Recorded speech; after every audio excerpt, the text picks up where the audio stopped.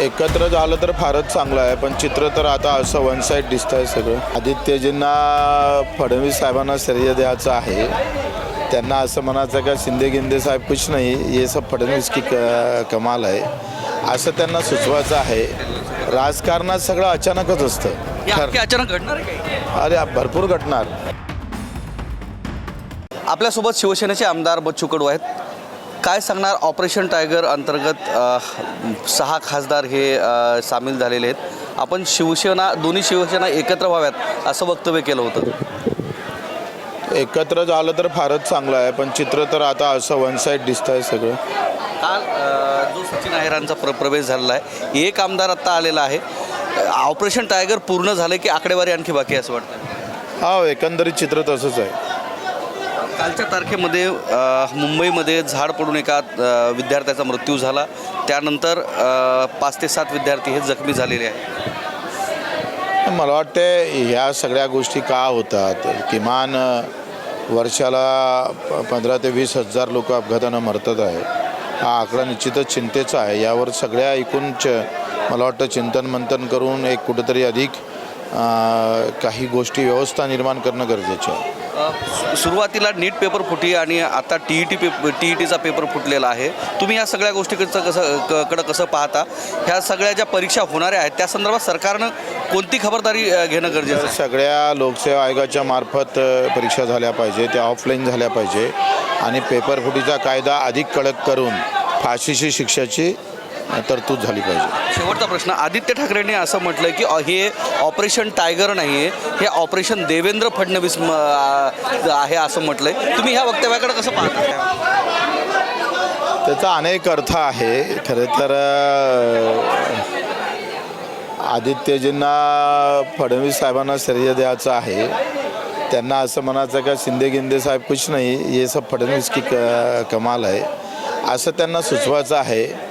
पण त्यांना ते खरं माहीत आहे काय स्थिती आहे, तर त्याच्यानं त्यांना श्रेय देताना फुटण्याचंही श्रेय कोणाला द्यायचं एवढं म्हणजे दुर्दैव कोणावर यायला नको. आता फुटणं हा भाग त्याच्यातला महत्त्वाचा आहे.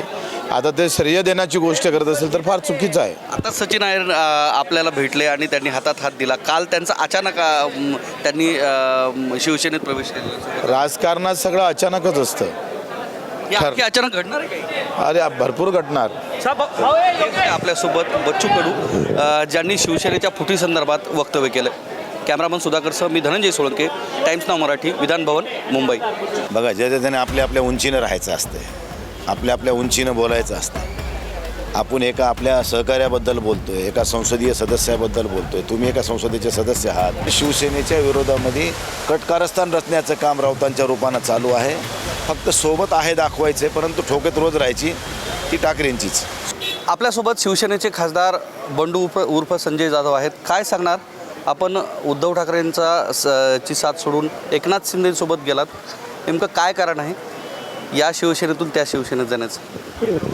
कारण काय असायचं कारण नाही आहे. समजे शेवटी विरोधी पक्षात काम करताना आम्हाला 25 वर्ष झाली आणि मतदारसंघात लोकांनी निवडून आपल्याला 4 वेळेस 5 वेळेस दिले. लोकांना वाटते की बाबा तुम्हाला 5-5 वेळेस निवडून दिले, कुठंतरी आमची कामं झाली पाहिजे. आणि विरोधी पक्षात असल्यामुळे सत्ताधारी पक्षाकडून कामं करताना थोड्या अडचणी निर्माण व्हायच्या. त्यामुळे सगळ्या कार्यकर्त्यांचं मनोबल खचत होतं आणि सगळ्या कार्यकर्त्यांची भावना होती की बाबा आपण कुठंतरी सत्ताधारी पक्षात गेलं पाहिजे, जेणेकरून आपल्या मतदारसंघामध्ये काही विकासाची कामं होतील.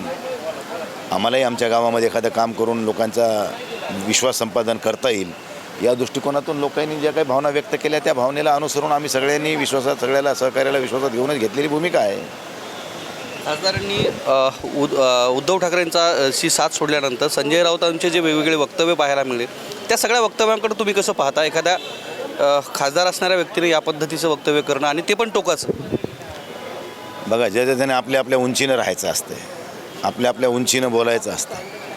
आपण एका आपल्या सहकार्याबद्दल बोलतो आहे, एका संसदीय सदस्याबद्दल बोलतो आहे. तुम्ही एका संसदेचे सदस्य आहात, एक मोठे जर्नलिस्ट आहात. तुमची खूप मोठी उंची आहे. तुम्ही काय भाषा वापरावी हे तुम्हाला कळायला पाहिजे. आम्ही उगाच त्याच्यावर बोलून काय उपयोग नाही. तुमच्याविषयीसुद्धा आणि तुमच्या कुटुंबाविषयीसुद्धा अपशब्द वापरले. आता सोबत सहकारी म्हणून इतके वर्ष राहिल्यानंतर एखाद्या निर्णयाचं कमी जास्त होऊ शकतं. मग त्यावरून असं टोकाची भूमिका घेतली, कुटुंबापर्यंत कितपत येऊ द्या?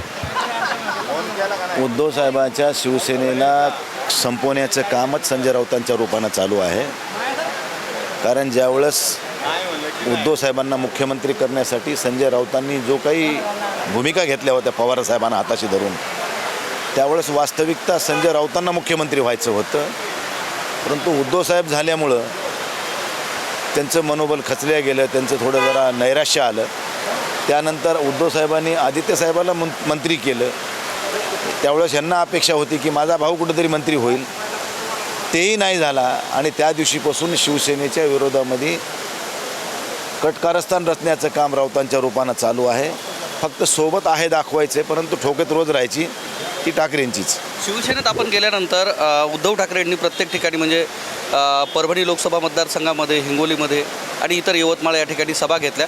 त्यामध्ये सुद्धा आपल्याविषयीची जी भूमिका आहे खूप टोकाची घेतली. एवढंच नाही तर उमेदवारसुद्धा 2029चा जाहीर केला. पण चांगली गोष्ट आहे. बघा, निवडणुका आता ह्या होणारच आहेत ना, त्या निरंतर प्रक्रिया आहे. ती कोणी ना कोणीतरी लढणार आहे. त्यामुळे त्याची चिंता आज करायची गरज नाही. 29 ज्यावेळेस येईल त्यावेळेस काय आहे पिक्चर क्लिअर होईल परत. बरं, त्यांनी स्टेजवर बोलताना एक वाक्य हे स्पष्ट केलं की ज्यांनी शिवसेना सोडली त्यांना इतिहास असा आहे की परभणी आणि हिंगोली लोकसभेमध्ये त्यांना परत गुलाल लागलेला नाही, असं वक्तव्य त्यांनी केलेलं आहे. तुम्ही त्या वक्तव्याला कसं पाहता? मी शिवसेनेचं 40 वर्ष काम केले, किती 1986 पासून. त्यामुळं मी शिवसेना सोडलेली नाही, मी शिवसेनेतच आहे. बाळासाहेबांच्या विचाराशी मी कालही होतो, आजही आहे आणि उद्या राहणार आहे. त्यामुळं मी काही शिवसेना सोडलेली नाही. काही लोकायला सोडले, शिवसेना नाही सोडली. आपले सहकारी सचिन अहिर यांनी सुद्धा आज एकनाथ शिंदेसोबत जाण्याची भूमिका घेतलेली. त्यांच्या भूमिकेकडे तुम्ही कसं पाहता? आता तो त्यांचा वैयक्तिक विषय, त्यांना विचारणं माझ्यापेक्षा. मराठवाड्याच्या दृष्टिकोनातून एक प्रश्न आहे. मराठवाड्यातला महत्त्वाकांक्षी प्रोजेक्ट म्हणून ओळखला जाणारा वॉटर ग्रीड प्रोजेक्ट जो आहे त्या संदर्भात 2 वेळेस बैठकी झाल्या.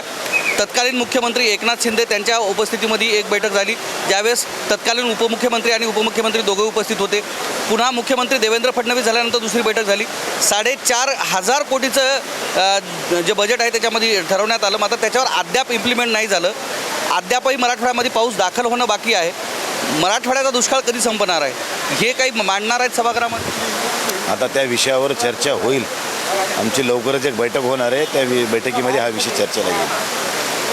आपल्यासोबत शिवसेनेचे खासदार बंडू जाधव, ज्यांनी शिवसेना एकनाथ शिंदे पक्षात प्रवेश केल्यानंतर आपली भूमिका जी आहे ती मांडली आहे. कॅमेरामन सुधाकर समी, धनंजय सोळंके, विधान भवन, मुंबई.